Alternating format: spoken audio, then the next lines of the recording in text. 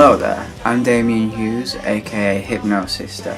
I've just received a transmission from the people at Raw Meat. They want me to answer some questions, so I'd better get to it. Are you ready? So, what is Hypnosister? Hypnosister is my current musical project where I produce and I perform sort of loud, fuzzy, spacey, psychedelic pop music.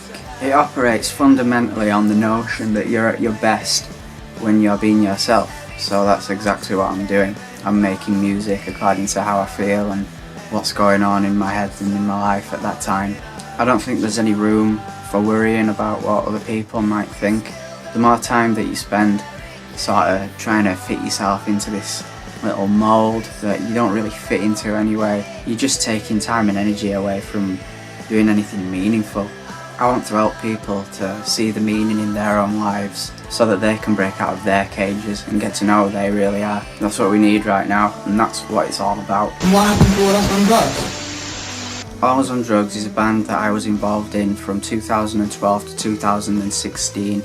In 2015 I got completely sober and I started to realise that being in that band wasn't making me feel very good.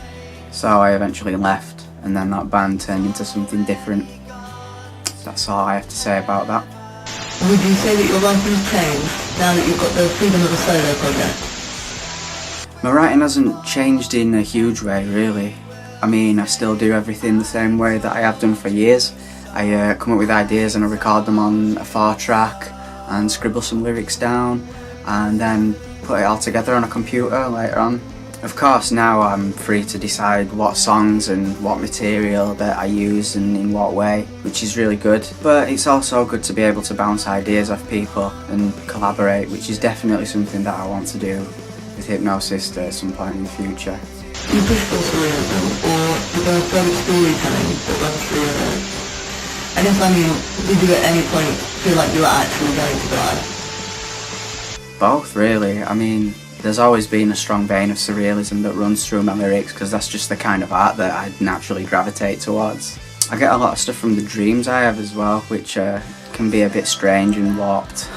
But the vast majority of my lyrics are about, or at least based on, things that have happened in my life or things that have happened to people close to me. The song I'm Going to Die actually came from a dream I had a couple of years ago. I was looking through a window onto a street that was really busy with loads of people, and in the distance there was a mushroom cloud appeared and started to rise into the sky. There was an atomic bomb had gone off, and I just watched the entire city just like slowly be destroyed and all the destruction just slowly coming towards me.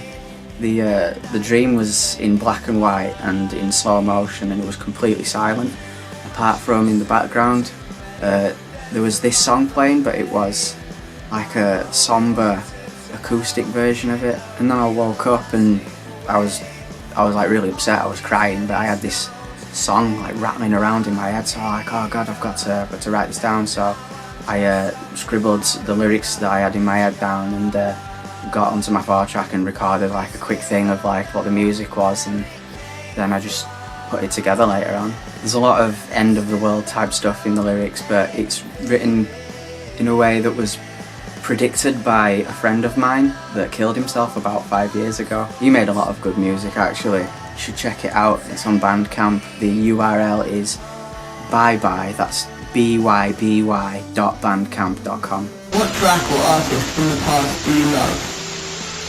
I'm gonna throw out Dirty Boy by Cardiacs because that band doesn't get anywhere near as much recognition as they should. Cardiacs was like a progressive punk band that started in the late 70s, but they made music all the way up until about 2008. The band sort of revolved around this like central genius mastermind guy called Tim Smith. He wrote some of the most interesting, melodically rich music I've ever heard in my life. Unfortunately, he had a heart attack on the way back from a My Bloody Valentine gig in 2008 and he's now paralysed. I listen to their music on the regular and my life is much better because of it, so listen to Dirty Boy by Cardiacs. It's not on Spotify, so you'll probably have to find it on YouTube, but go now. And what are you listening to a lot of right now? At the moment, I'm mostly listening to a lot of electronic music. I recently found this record label called Love Records, and they've got a lot of really weird, interesting electronic artists on there. I've also been listening to the new All the Best Tapes album, which is really good. It's called Apex Emotion. And Louise Distress has been putting out some good stuff recently, so check all that out. Does 2019 have in store for Hypnosister? So there's going to be a load of new music coming out. I'm adding a few new elements into the sound, which I'm really excited about. I'm going to expand the live show a little bit, add a few things to make it a bit more interesting. I don't want to blow the whole thing right now, but just keep an eye out, it's going to be really good. And that's it. Questions have been asked, answers have been given. I can go on now and carry on making some tunes. Thanks for watching. I'm Hypnosister. Make sure you put a coat on, it's cold outside. Bye!